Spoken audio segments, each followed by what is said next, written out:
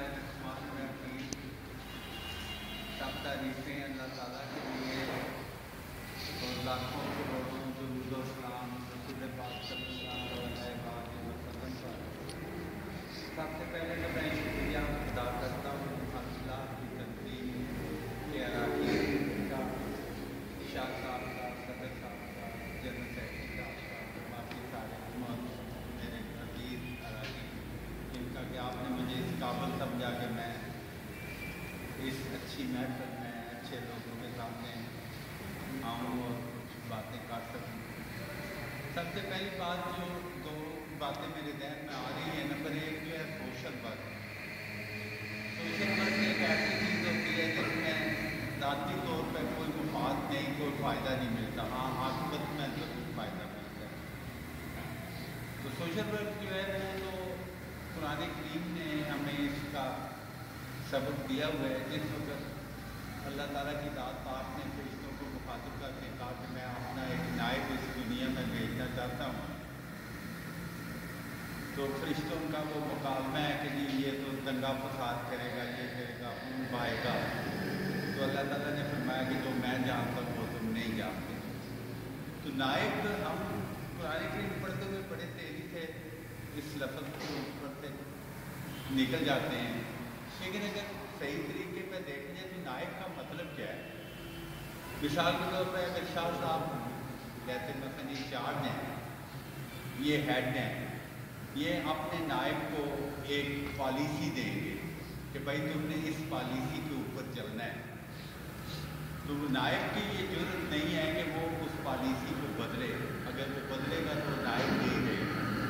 यही हिसाब है अल्लाह ताला की दात पाक, क्योंकि जिस वक्त वो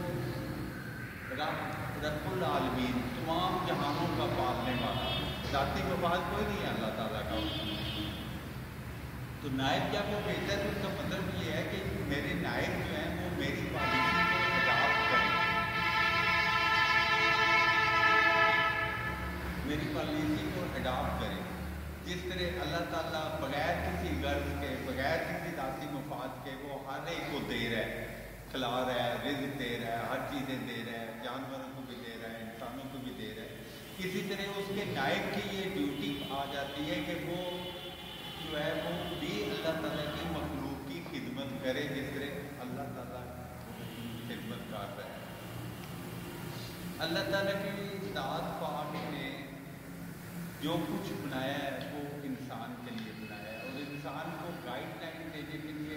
अजीम तरीन इंसान जो है वो दुनिया में लाए रसूल पाक सूरत में, और आपने बाकायदा अमल करके दिखाया। अगर वो फरिश्ता भेज देता अल्लाह मियाँ तो हम कह सकते थे कि जी वो फरिश्ता आया था जी दुनिया में 1400 साल पहले, फरिश्ते के लिए कौन सा मुश्किल है कि वो इन असूलों पर अमल करे। लेकिन वो एक इंसान की हैसियत से, एक अजीम तरीन इंसान की हैसियत से उसने साबित किया, चल के दिखाया कि देखो इस तरह अल्लाह ताला के असूल जो है वो अपनाए जा सकते हैं। अल्लाह ताला के असूलों को हम अपनाएंगे तो फिर भी कुछ ना कुछ इस दुनिया में और आखिरत में हमारा हम सवाल अपने आप को संभाल सकेंगे। जिस तरह मतलब देखें अल्लाह ताला, ये एक मैंने रिवायत पढ़ी कि हज़रत इब्राहीम अलैहिस्सलाम जो है उनका ये तरीका होता था कि खाने के वक्त वो जो रास्ता गांव में आता था उस गांव में जाकर उस पगडंडी पे जाके खड़े हो जाते थे, और जो पहला मुसाफिर आता था उसको घर ले आते थे, उसको खाना खिलाते थे। तो एक दिन दोपहर के टाइम पर काफ़ी देर तक वो खड़े रहे और मुसाफिर ना आया। इतने में एक बूढ़ा आदमी 80-85 साल का लाठी टेकता हुआ लेट मतलब वो पहुँचा, तो हज़रत इब्राहीम जो है वो उसको ले आए घर में।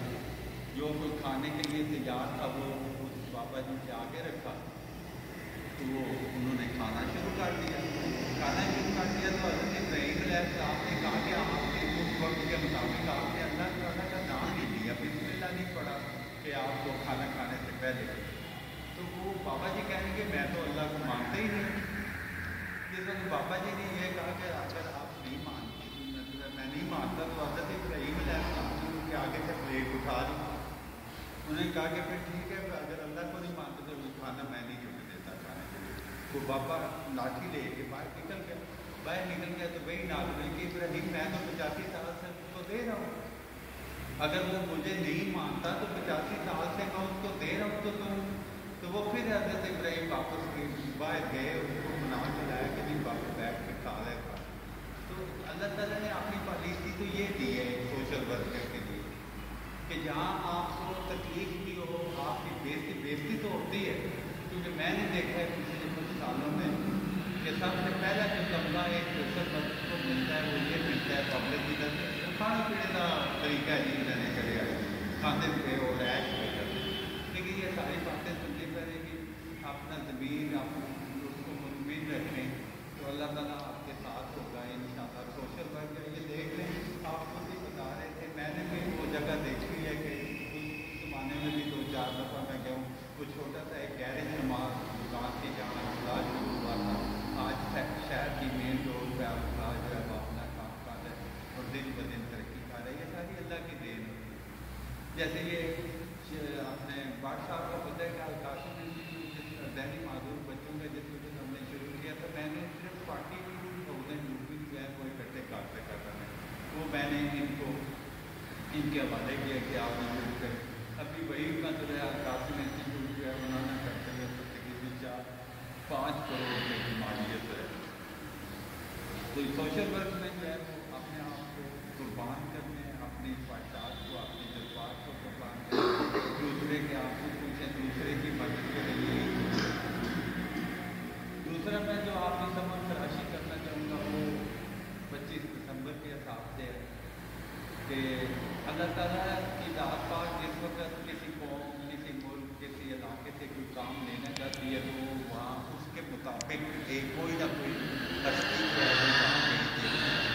کہ جاؤ اگر پیش کرنا تو کافی ہو رہا ہے۔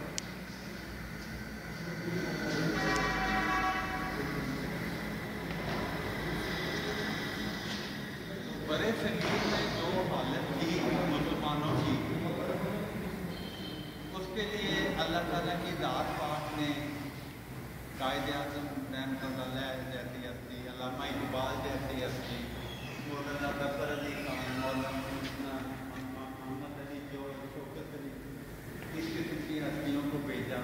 انہوں نے مطلب کافی سال مل کے اکٹھے کام کرنے کا، اس کا نتیجہ یہ 47 میں پاکستان ہے۔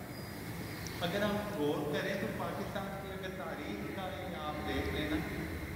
تو 14 اگست 1947 جو ہے وہ 27 رمضان المبارک تھی، رات لیلۃ القدر تھی، دن جمعرات کا تھا، رات جمعرات کی تھی، اور تصوف میں جمعرات کی رات جو ہے وہ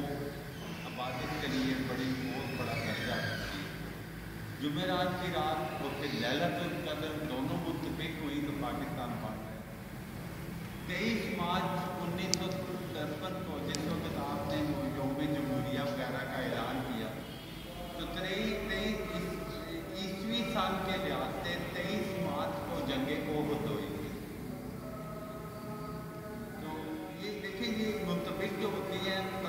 تاریخیں یہ ایسے ہی نہیں ہو جاتی، یہ کوئی اللہ تعالیٰ کا خاص پروگرام ہوتا ہے جس کے تحت یہ سارا کچھ چلتا ہے۔ پھر آپ مدینہ نبی یعنی ریاست مدینہ جو سب سے پہلے اسلامک اسٹیٹ بنی، اس کی ہسٹری اور پاکستان کی ہسٹری آپ کو ملتی جلتی نظر آئے گی۔ وہاں بھی کفار جو ہے مسلمانوں کا ظلم کر رہے،